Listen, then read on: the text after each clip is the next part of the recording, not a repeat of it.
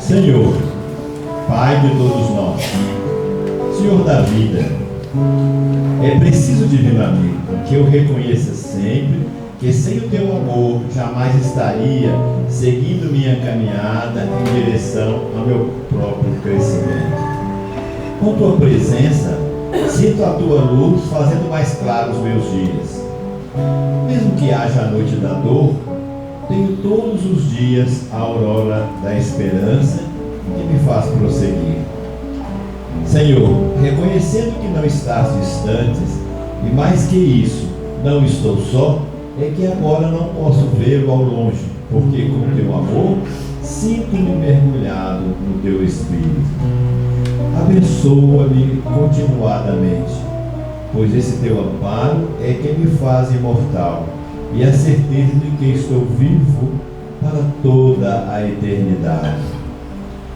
Nós estamos, Senhor, nesse instante, agradecidos pela oportunidade desta manhã, reiniciando a nossa atividade da 26ª Coerem, contando naturalmente com o amparo e com a proteção de todos aqueles, divino amigo, que do plano espiritual cooperam conosco nessa atividade, nessa proposta.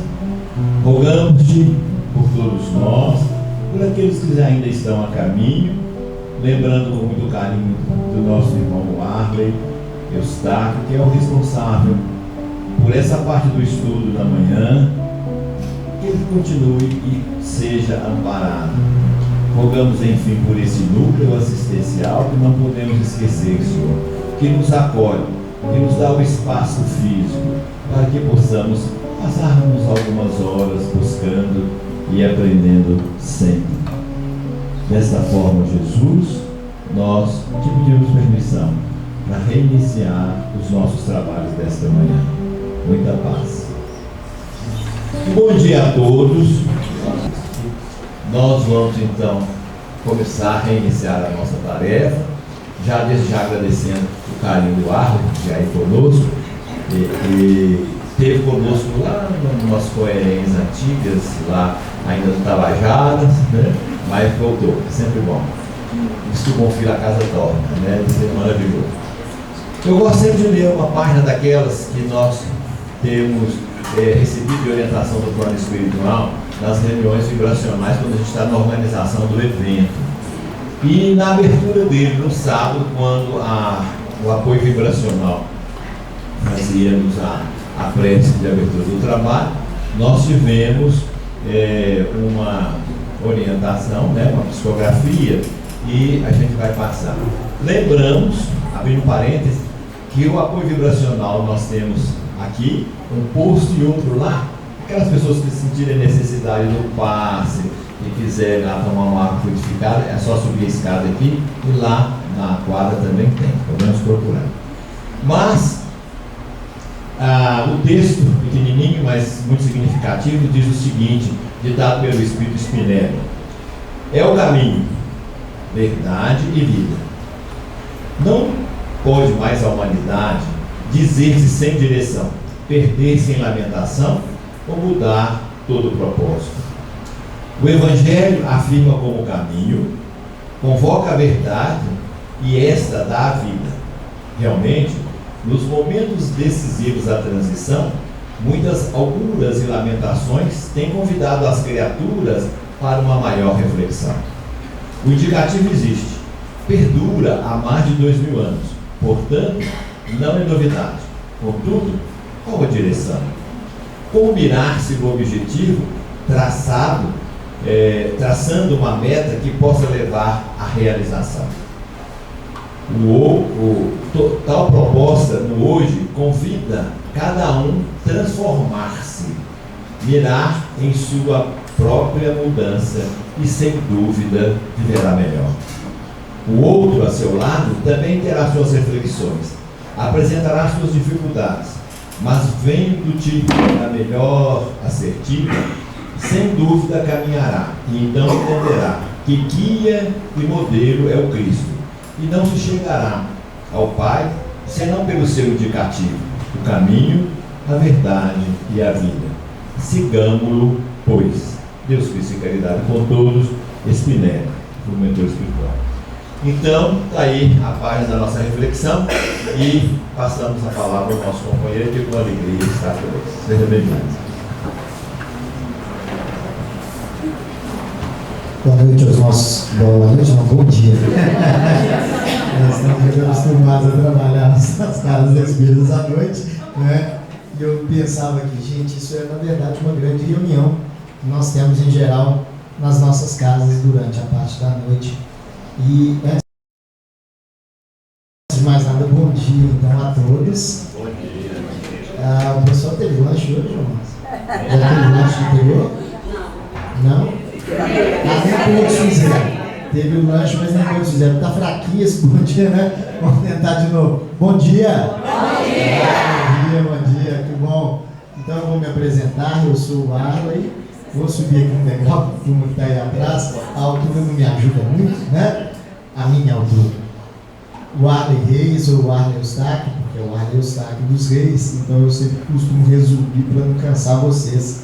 Mas hoje nós vamos trabalhar com um tema muito importante e geralmente quando a gente começa os nossos trabalhos nós rogamos exatamente a Ele, né, que possa nos amparar, fazendo com que em nossos corações, em especial em nossa mente, todo o seu aprendizado e toda a sua lição trazida para nós possa ser introjetada dentro de cada um, para que possamos fazer os nossos processos reflexivos, onde a mensagem de Jesus ela renasça a cada dia em nossas ações.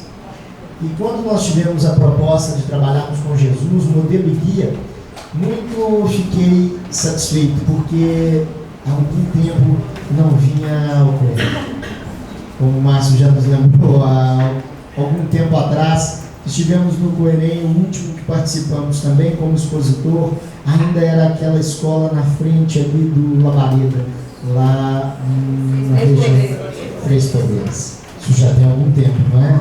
Então nós estamos aqui hoje e eu posso lhe dizer que, dizendo a todos, que meu coração está muito feliz. O momento em que nós nos encontramos na Terra é sabido por todos que se trata de um momento de transição, não é verdade? E esse momento de transição é um momento muito interessante no qual nós precisamos nos posicionar. Cada um de nós que aqui estamos. Precisamos nos posicionar em relação àquilo que desejamos para o mundo, mas antes de pensarmos no mundo, é preciso pensarmos inicialmente em nós mesmos.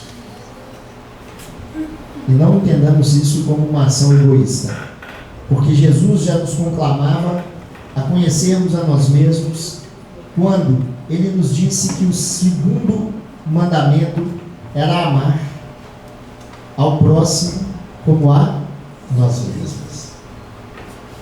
É difícil entendermos esse processo, porque em geral nós temos dificuldade em limitarmos o amor a nós mesmos no seu sentido egoísta, no seu sentido egocêntrico, e o amor a nós mesmos como conhecimento de nossas potencialidades. Entendem a diferença? Conhecer a nós mesmos enquanto nossas potencialidades é o que nós vamos buscar na manhã de hoje. Cada um de nós que aqui nos encontramos neste dia 28, e antes de vir para cá eu ficava pensando exatamente o que o Márcio havia colocado anteriormente.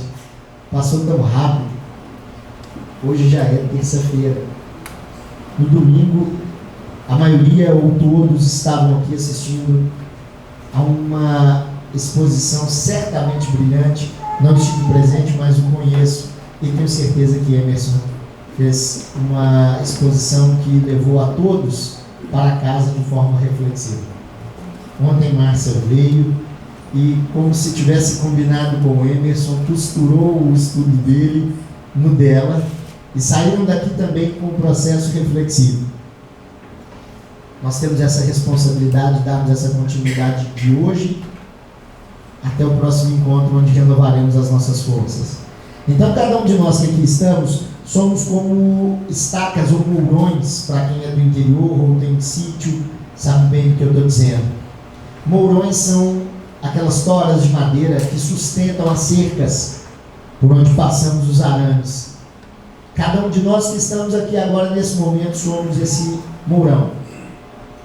Em dias difíceis como o que estamos vivendo, em períodos de transição, em especial no momento do carnaval, ainda mais agora que Belo Horizonte se tornou um dos polos do carnaval dentro do Brasil, as nossas convicções e as nossas certezas de que estamos no caminho certo nos fará e nos faz mourões para o Cristo, para o trabalho do bem. Nós vamos tratar disso hoje. Então, sejamos todos bem-vindos no trabalho com Jesus, nesse exato momento.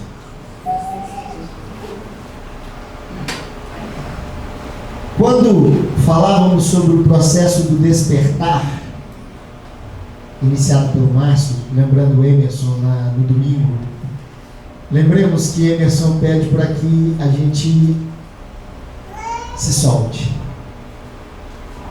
Como? Com um alongamento, não é verdade? Algumas dicas rápidas para que a gente possa despertar o corpo e a mente. Quando acordamos, em geral nós acordamos sonolentos. São raros os de nós que aqui estamos que acordamos já bem dispostos. Não digo que não tenham. Acredito que tenham alguns sim que acordam já sorridentes, cantarolando. Ele já acompanha dizendo, ó, aqui esse acorda assim. São raros. Mas em geral nós acordamos querendo voltar para onde? Para cá. Não é verdade? Isso é um fato. Algumas dicas boas para iniciarmos o nosso dia bem dispostos.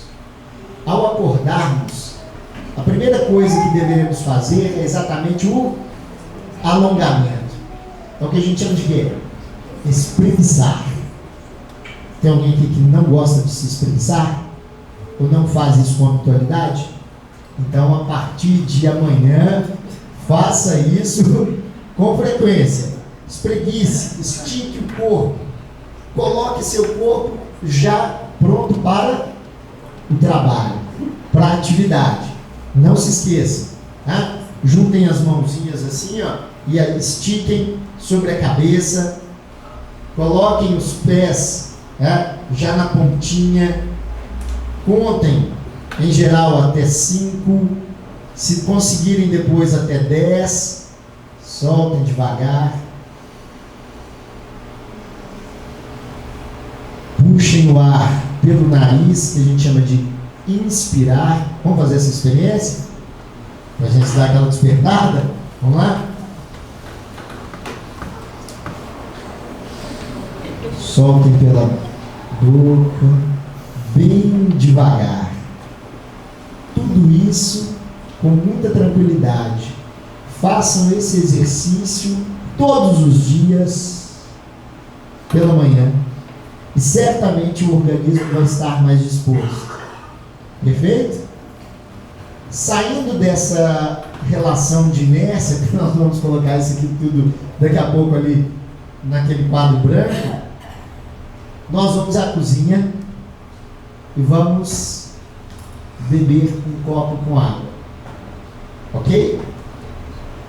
Não se esqueçam, levantei, me espreguicei bastante, fazendo meu alongamento normal, vou à cozinha e bebo um copo com água. E durante esse processo de beber um copo com água, deixe a mente buscar o mais alto. Agradeçam a Deus a oportunidade bendita da vida.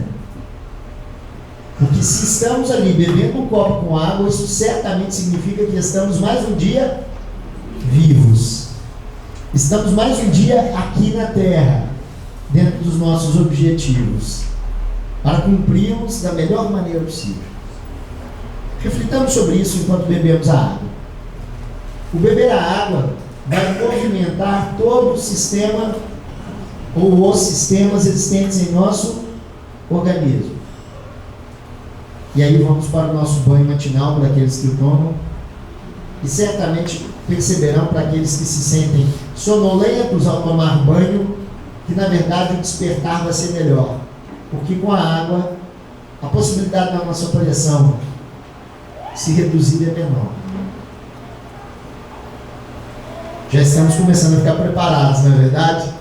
Mas se ainda assim, com tudo isso, não deu ainda, porque meu sono é tão profundo e minha mente ainda não funciona bem, exercitamos o outro hemisfério do nosso cérebro, que está dividido em 2 hemisférios.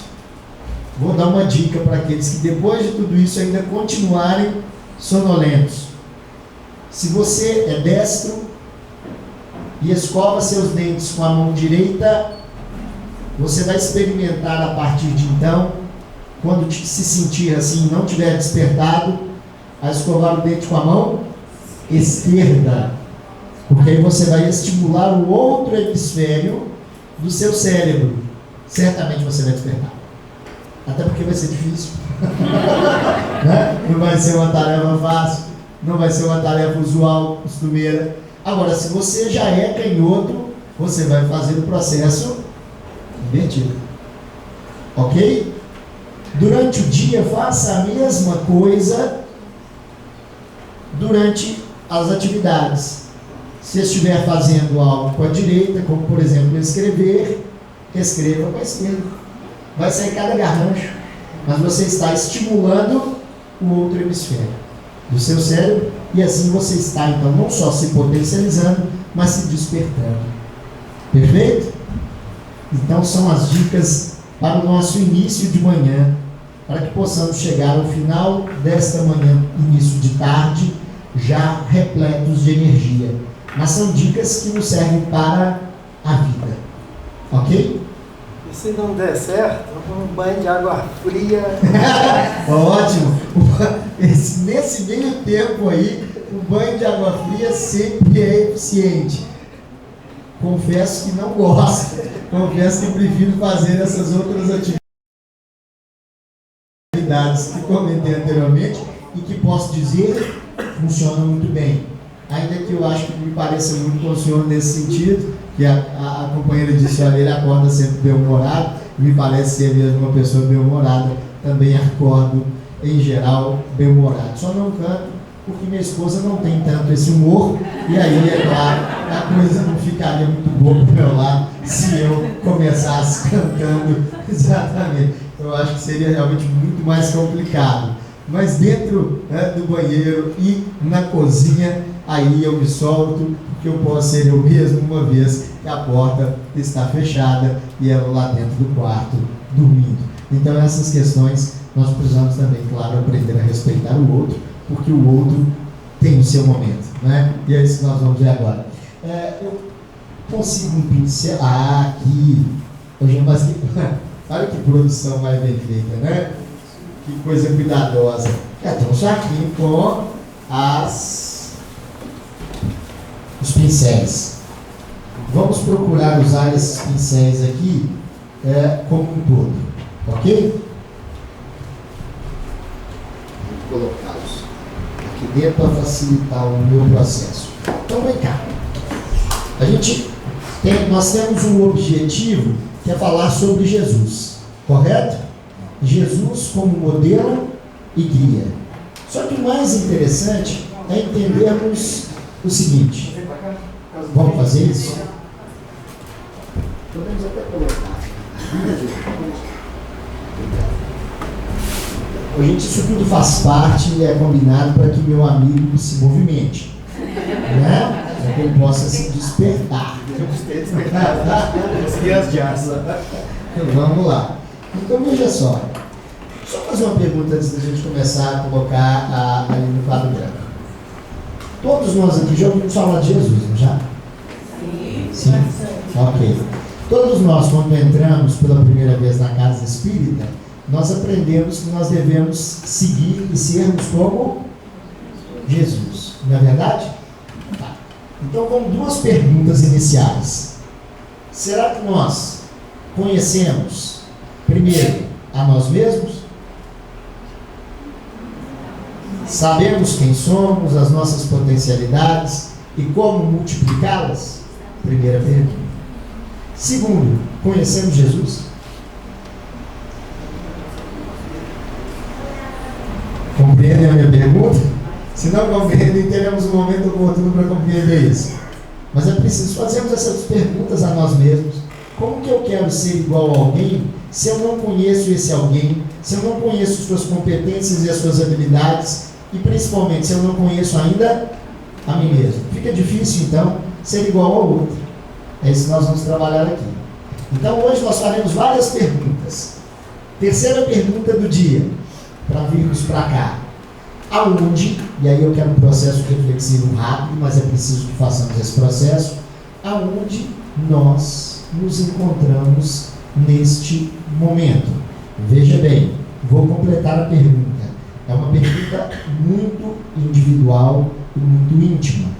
Aonde cada um de nós nos encontramos nesse momento? E aqui eu vou colocar 3 opções. Nos encontramos vivendo o passado, nos encontramos vivendo o presente,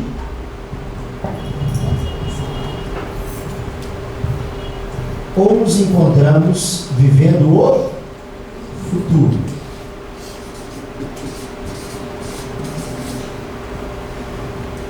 Vamos refletir e vamos entender um pouco melhor como que funciona isso, ok? O passado, o presente e o futuro. Veja bem, nós, certamente, enquanto seres humanos, enquanto espíritos encarnados, nós estaríamos aqui.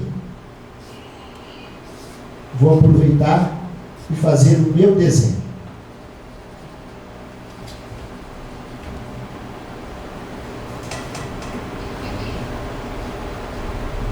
Esse sou eu. Ok?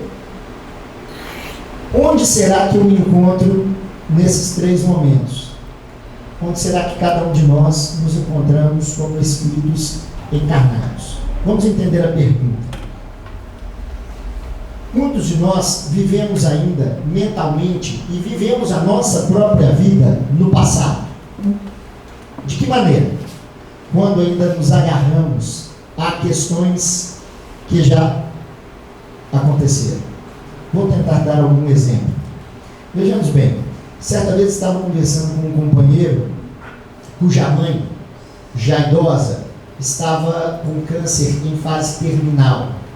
E ele então, conversando com ela, ele descobriu que a sua mãe tinha algo durante a conversa que ainda a incomodava com profundidade.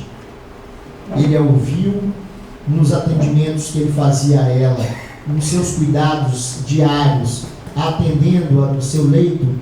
Ele então escuta ela dizer que quando jovem, ela conheceu um rapaz, e esse rapaz, ela então foi namorar com ele, mas havia uma amiga do coração, uma amiga íntima, que gostava muito desse rapaz, que ela então namorou. Isso para ela já pesava tanto, e ela tinha mais de 80 anos de idade, e até então pesava profundamente na sua consciência o fato dela ter se relacionado com esse rapaz que a outra amiga do coração gostava tanto. Ela trouxe isso na condição de quê? De culpa, de responsabilidade. Veja, ela estava prestes a desencarnar e foi num relato feito para o filho que o filho descobriu, que até então a família não sabia disso, que ela carregava há décadas, porque ela teve esse relacionamento na juventude, ela carregava há décadas essa culpa. O que esse filho fez? Sendo ele uma pessoa de posses, bem resolvido financeiramente, colocou então a se promover uma reforma, tanto dele quanto dela, para ajudá-la a vencer essa culpa e desencarnar sem essa relação com o passado, que ainda aprendia aqui.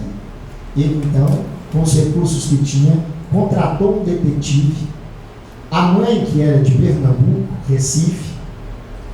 Ele então manda esse detetive procurar esta colega, esta amiga antiga que ela não via há décadas, os dois morando no Rio de Janeiro. Ele manda o detetive a Pernambuco. Lá em Pernambuco, ele, depois de muito trabalho, encontra a velha amiga desta mãezinha já no leito para desencarnar.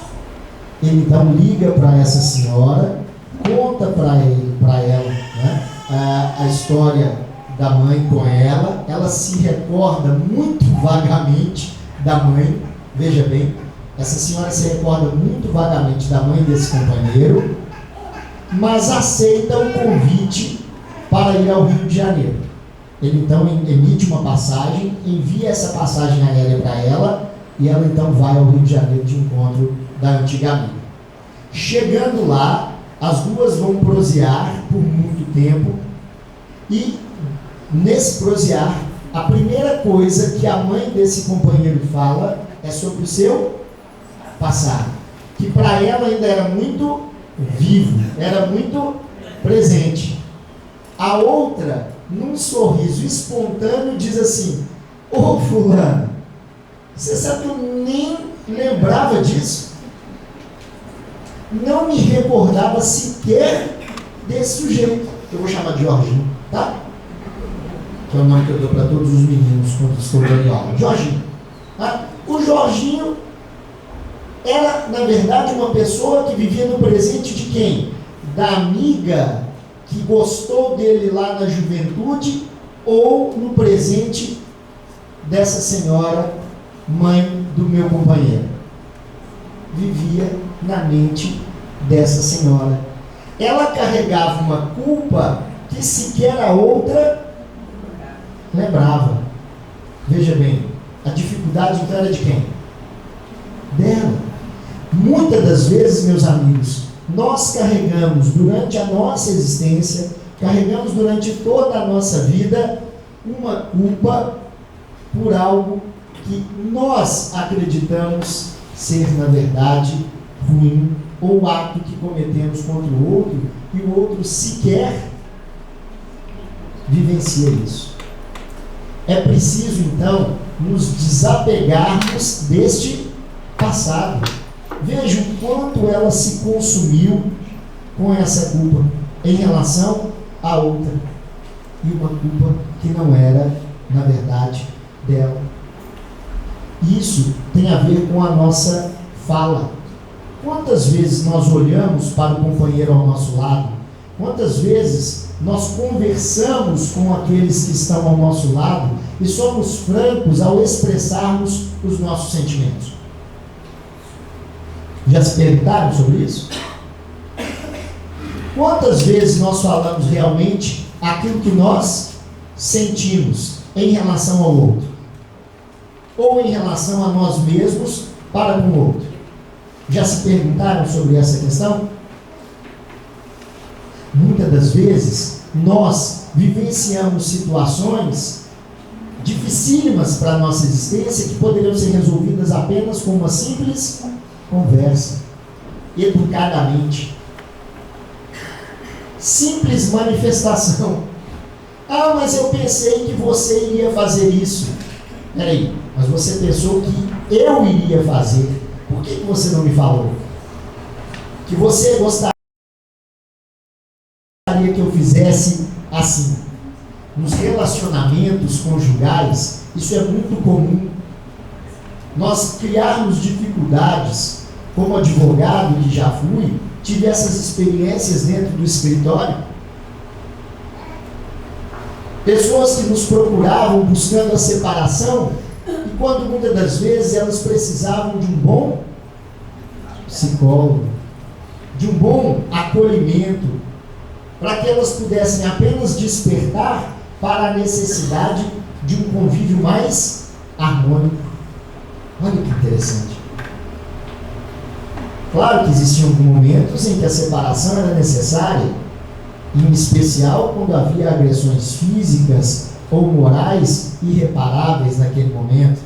Aí sim. Mas na maioria dos casos eram problemas de convivência de seres que viviam muitas das vezes em um passado e não conseguiam ver o seu próprio presente. Assim também somos nós com os nossos futuros. Muitos de nós vivemos exclusivamente neste ponto, o ponto futuro. É o vir a ser.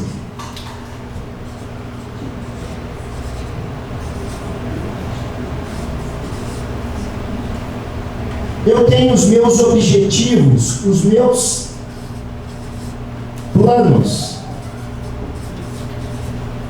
Porém, são apenas objetivos enquanto eu não conseguir colocá-los em prática, em ação. Mas muitos de nós vivemos apenas o processo da construção desse objetivo em qual lugar? Na mente. Eu vou dar um exemplo pessoal. Tem uma mãe que vai completar agora 63 anos de idade. E minha mãe, acho uma pessoa muito nova, mas me teve com 19. Ela vivenciou toda a sua existência para nós, filhos. Minha irmã caçula, e eu sou mais velho. Minha irmã caçula agora se forma em medicina nesse semestre. E minha mãe tecnicamente completa aí, vamos colocar, a formação de seus filhos. Intimamente ela está se sentindo extremamente feliz. Casados, com filhos, formados. Eu particularmente entendo que também tem um filho ainda muito novo, mas entendo que a maioria de nós que somos pais e mães, ou praticamente em toda a sua extensão, queremos isso para os nossos filhos, não é? Que se casem, que sejam felizes, que tenham uma profissão, não é assim? São objetivos. Então coloquei em minha mente que antes de minha mãe desencarnar, quero construir para ela uma casa no lugar que ela mais ama, que é em Caeté, numa região de sítios em Caeté. Coloquei isso como o quê? Objetivo, como vir a ser. Esse é o meu projeto de futuro. A minha casa já está construída? Lá em Caeté? Não, mas ela já está construída aonde? Na minha cabeça. Não vou fazer isso porque o nosso tempo não permite, mas eu descreveria aqui para os companheiros toda a casa, todo o processo construtivo. Não sou pedreiro, não sou engenheiro, não sou mestre de obras, mas eu já levantei a casa toda. Agora eu pergunto para os meus companheiros aqui: se eu não tirar esta casa da minha mente, ou seja, futuro, e colocá-la no processo construtivo do presente, ela vai sair então? Ela vai sair do lugar? Não, não vai. O que eu tenho que fazer? Um planejamento, não é? Para que esse planejamento, passo a passo, eu construa a obra. Não é assim? Ótimo. Que momento, então, chegamos à conclusão, todos nós, que devemos viver? No presente. É o aqui e agora.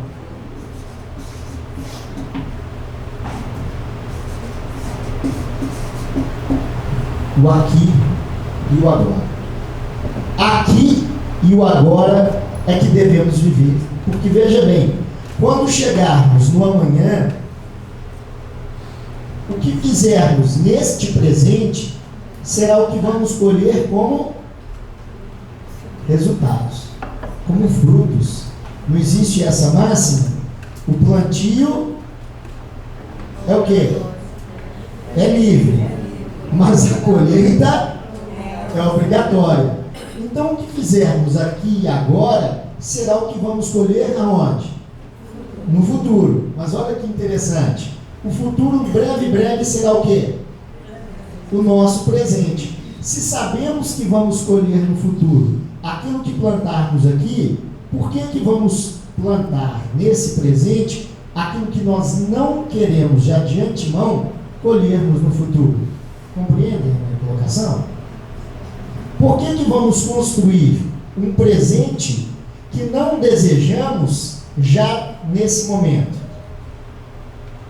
Mas, para entendermos isso, o que é preciso? Eu vou voltar ao eu aqui daqui a pouquinho, tá? No desenho. Mas eu quero mostrar uma outra coisa.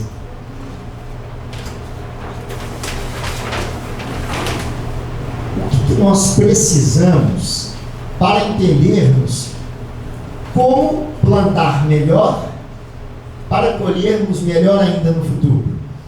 Aí eu lanço a pergunta: o que é o conhecimento? É uma pergunta para todos. O que é o conhecimento? Alguém se arrisca? Conhecimento. Informação. Informação. Interessante, hein? Informação. Ótimo. Conhecimento. Matéria-prima. Trabalho. Informação. Matéria-prima. Trabalho. Libertação. Na medida em que conhecemos, vamos nos libertar. Maravilha. E conhecereis a verdade vos libertará. Então veja bem, o conhecimento, ele tem limite? Qual é o limite? Está aí. Pergunta boa. Qual é o limite do conhecimento, meus irmãos? Conhecer mais. Opa! Conhecer mais, maravilha. Posso chamar isso de ignorância? Será que tem a ver ignorância e conhecimento, Márcio? Ignorância.